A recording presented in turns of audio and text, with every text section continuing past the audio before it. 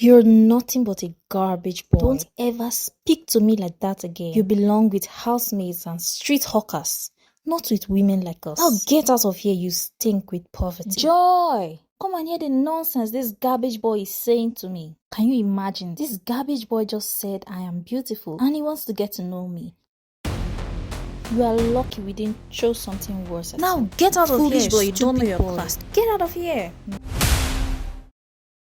Long ago, in a world where wealth and power reigned, there lived a prince. Prince Jidenna, a billionaire entrepreneur to a prestigious royal family, was the embodiment of charm and success. With his tall, athletic frame, chiseled features, and captivating smile, he could command attention the moment he stepped into a room. His wealth was unmatched. He owned thriving businesses across Lagos and his hometown, and his family name was known throughout Nigeria. To the outside world, Jidenna seemed to have it all: good looks, power, influence, and endless opportunities. Yet, in the deepest corners of his heart, he felt hollow. Despite his immense success, there was one thing missing from his life: true love. Jidenna had dated countless women, most of whom were stunning, intelligent, and charming, yet all of them had one fatal flaw: they were more interested in his wealth than in him. No matter how hard he tried to build genuine connections, their eyes always lit up when they heard his name or saw the luxury cars he drove. Conversations would quickly turn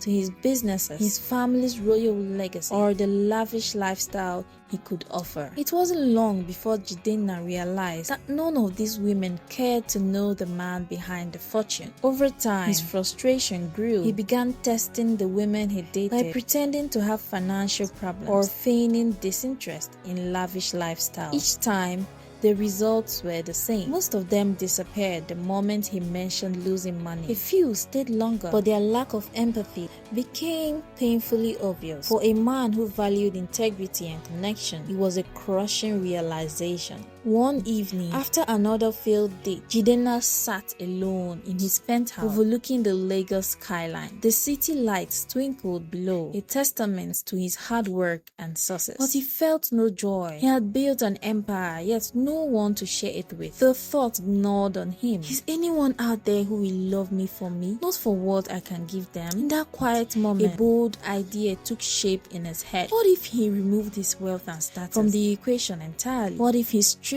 away everything that made him desirable to gold diggers and started from scratch as an ordinary man? The thought excited him. It was daring, unpredictable, and could change his life forever. Jidenna made up his mind that night. He would leave his luxurious life behind, disguise himself as an ordinary man, and live simply to find someone who would love him for who he truly was. He planned every detail carefully. He would move to a small, quiet town far from Lagos, a place where no one knew his name or his royal family's influence. There, he would live modest and take on a simple job that most people wouldn't envy. After weeks of preparation, Jidenna packed few belongings and drove out of Lagos in an unassuming car, leaving his fleet of luxury vehicles behind. He chose a small, affluent estate in a growing town which he could blend in unnoticed. To avoid suspicion, he changed his name to Jay and applied for a job as a garbage collector in the estate. He was far from the boardrooms and private jets he was used to, but he embraced it wholeheartedly. On the first day at work, Jidenna put on the uniform, a pair of faded overalls and work boots, and wheeled his garbage cart through the estate streets. As he moved from house to house, collecting trash, he noticed the reactions of the residents. Most of them ignored him, barely sparing him a glance. Some sneered, clearly thinking he was beneath them. It was a new experience for him, but he reminded himself that this was exactly what he needed. Amongst the residents, 3 women quickly caught his attention. They were beautiful, confident, and seemed to be close friends who lived together in one of the estate's largest homes. The 3 friends were known among the residents of the estate, not just for their beauty, but also for their contrasting personalities. Ma, the oldest, was glamorous and carried herself with an air of superiority. She loved luxury and didn't hide her desire to associate only with the wealthy. She treated people she deemed beneath her as if they didn't exist. Joy, the middle friend, was sharp and enjoyed making jokes at other people's expense. She seemed to thrive on mocking others, especially those she considered low class. Daddy, the youngest, was different. Her kind and humble nature stood out. She greeted everyone with respect and never looked down on anyone. Her warmth made her a favorite among the estate workers. Jidenna, disguised as Jay, was drawn to the trio because their house was one he regularly visited to collect trash. Strangely, they often called him to come pick up their garbage, even on days when it wasn't his scheduled round. It was as if they liked to command his attention, though their reasons were far from kind. One afternoon, during one of the unscheduled visits, Jidenna decided to try to break the ice with Mma. As he emptied their bin into his cart, he looked up at her and smiled. Good afternoon, madam. I just wanted to say, you look really beautiful today. Mma turned sharply, giving him a look of disgust. What did you say? I was only saying you look beautiful today. Jidenna repeated gently. Maybe I could get to know you better. Mma's eyes widened and she burst into laughter. Joy!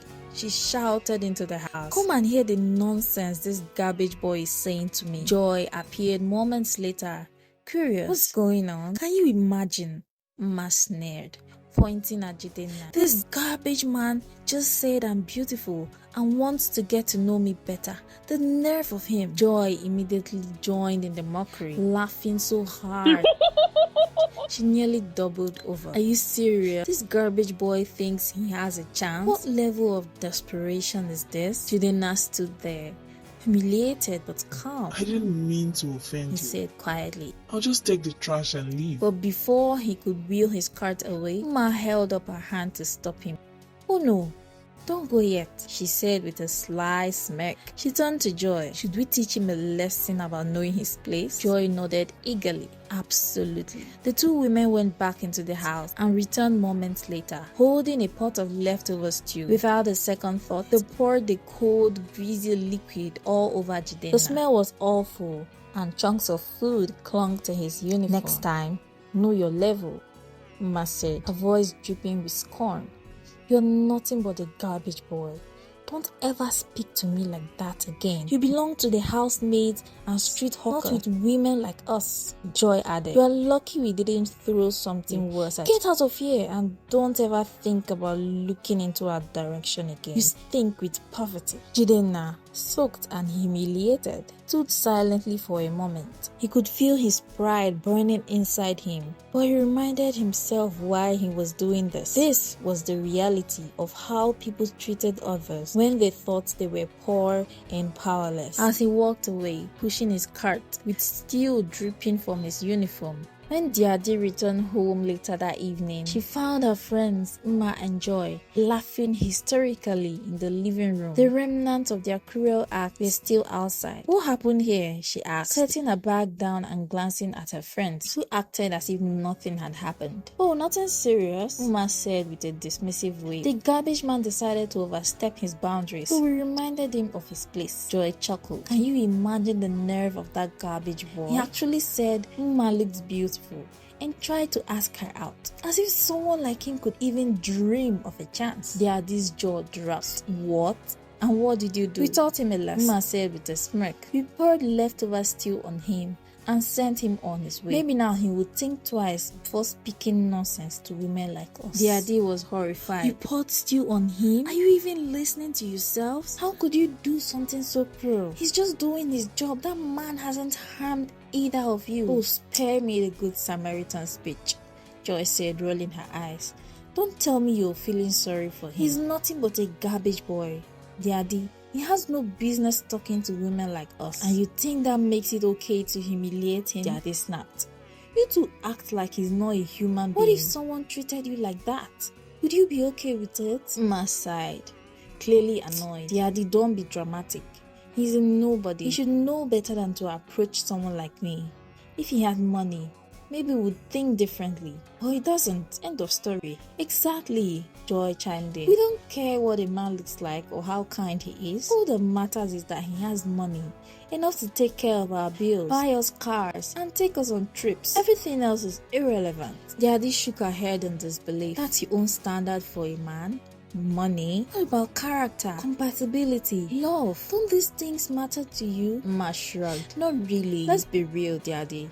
Love won't pay the bills, and compatibility won't buy us luxury bags. If you want to waste your time looking for a saint, go ahead, but don't expect us to follow you. Joy laughed. Keep up your good Samaritan act and see where it gets you. Maybe you will end up married to a taxi driver or one of those bus conductors. Meanwhile, we'll be enjoying our lives with men who can give us everything we want, Joy concluded with a laugh. As she retreated to her room that evening, the memory of the garbage man Jay lingered in her mind. She could imagine the look on his face after Mma and Joy poured stew on him. The guilt was overwhelming. After thinking in her room for a while, Daddy decided to do something about it. She picked up her phone and searched through the estate security logs, which recorded the contacts of all workers in the estate. She found his number listed under garbage collection. Without hesitation, she dialed the number. Jidenna was sitting in his small, modestly furnished apartment. He replayed the humiliating scene in his mind. He had experienced people looking down on him before during his undercover life as a garbage collector, but Mma and Joy's cruelty had reached a new low. His thoughts were interrupted by his phone ringing. Surprised to see an unfamiliar number, he hesitated for a moment, then answered. Hi,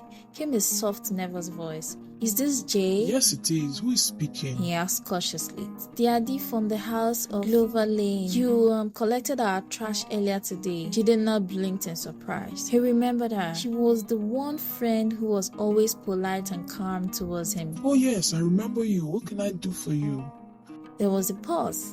And then she said, I'm calling to apologize for what my friends did today. Jidenna was taken aback by Daddy's unexpected apology. He had anticipated nothing from her or her friends after the incident. Yet here she was, expressing genuine remorse for something she hadn't even done. She continued, expressing how terrible she felt about what had happened and insisted on making it up to him. She proposed taking him out for lunch and shopping as a way to atone for her friend's actions. Jidenna hesitated. He wasn't accustomed to such gestures. He assured her that her apology was enough, but she remained firm in her offer. After a moment of thought, he agreed. On the day of their meeting, Jidenna chose to dress simply but with care. He wore a well-fitted polo and a pair of jeans that were neither too cheap nor too flashy, just enough to show he was neat and put together, but not so extravagant that he would seem out of place in Daddy's world. He didn't want to overdo it, especially considering his doubts about the whole situation. Jay found himself feeling both excited and apprehensive. As he sat across from her at the restaurant, he noticed how effortlessly kind she was. Daddy wasn't putting on a performance. Unlike the other ladies he had known, she treated him with genuine respect, asking him questions about his life and listening attentively to his answers. While Jay was still cautious, she was the first woman who had ever made him feel like his worth wasn't tied to his status. But even as he enjoyed their time together, a part of him couldn't shake the doubt that lingered. Was this really different, or would she eventually see him as just another man without money and turn her back? Jay allowed himself to enjoy the rare moments of connection. She looked so beautiful. She wore a pink cute dress that complemented her figure perfectly. Her smile was dazzling, and Jay had to take a moment to compose himself.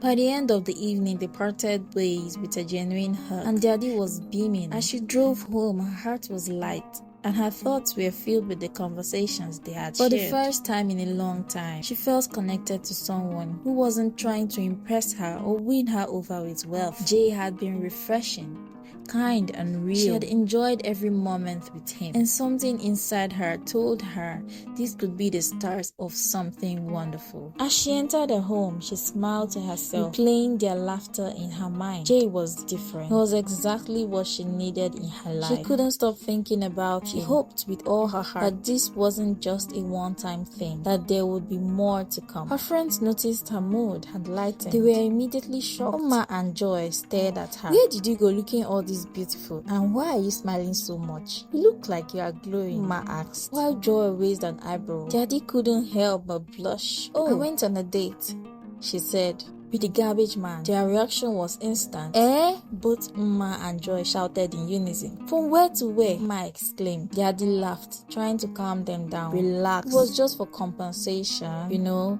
after how you both treated him, I felt terrible, and he agreed to let me make it up to him. Mma and Joy exchanged a confused look, still processing the idea that Daddy had gone on a date with someone like Jay. Meanwhile, Jay couldn't stop thinking about Daddy. Her warmth, her kindness, how easygoing and fun she was. He had never met anyone like her before. A few days later, as Jay arrived at the estate to pick up the trash, Daddy surprised him by inviting him over for lunch. He agreed, and when he arrived at her place, he was stunned by the spread she had prepared. They sat down to eat together, laughing and enjoying the meal, enjoying each other's company in a way that felt effortless. At that moment, their journey together began. It wasn't just about compensation or making up for past mistakes. It was about two people who had found something real and genuine in each other. The future seemed bright, and Jay knew he had made the right choice. Daddy's friends, Mma and Joy, were in complete shock when they found out that she was dating Jay, the garbage man. They were vocal in their disapproval, often questioning her judgment and reminding her that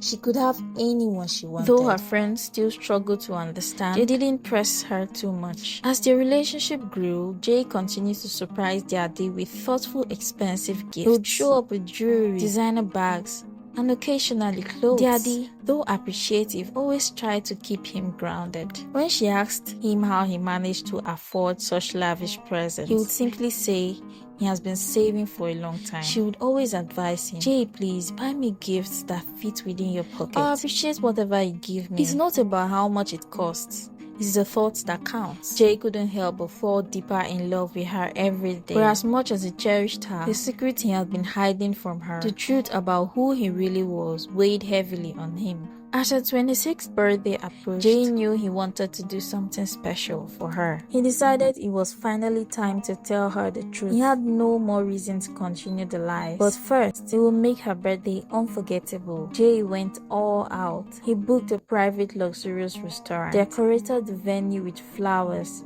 candles, and everything he knew Daddy would love. On the morning of her birthday, Jay sent her a beautiful package. When Daddy opened it, she was marveled at the contents. A gorgeous pink dress, her favorite color, and a matching pair of shoes. It was more than she could have expected, and her heart swelled with gratitude. When Mma and Joy saw the dress, they couldn't hide their surprise. They stared at it. Where did the garbage man get the money for this? Mma asked. They couldn't fathom how someone like the garbage man could afford such expensive gifts. Daddy, however, couldn't care less about their opinions. She was lost in the moment, overwhelmed by Jay's gesture. She put on the dress and looked into the mirror. She couldn't help but smile. It was perfect. When Daddy arrived at the luxurious venue for her birthday celebration, she was taken aback by how elegant and extravagant everything looked. The venue was far beyond anything she had imagined. Jay looked every bit of the high-class gentleman. He was dressed in an expensive suit, his appearance polished, and Daddy, feeling a mix of awe and surprise, leaned over and whispered,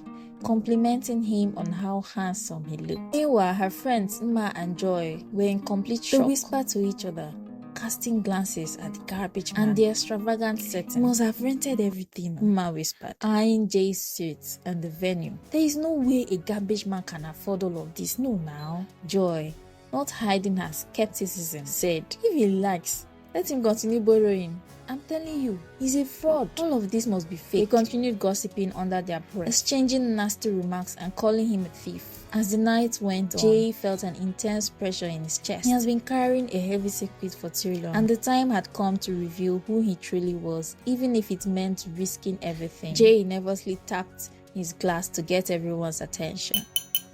The room fell silent and all eyes were on him. Then, with all the courage he could muster, he continued, Daddy, I'm sorry I hid this from you for so long.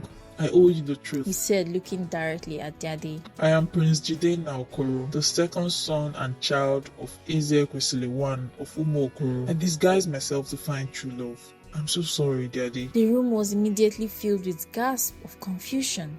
Surprise and disbelief. Daddy froze, unable to process what she had just heard. The shock of Jay's revelation hit her like a wave. She had never imagined, not for a second, that the man she had grown so close to was not just an ordinary man, but a prince, someone from a royal blood. Her friends, especially Mma, were in total shock. They couldn't believe what Jay had just revealed.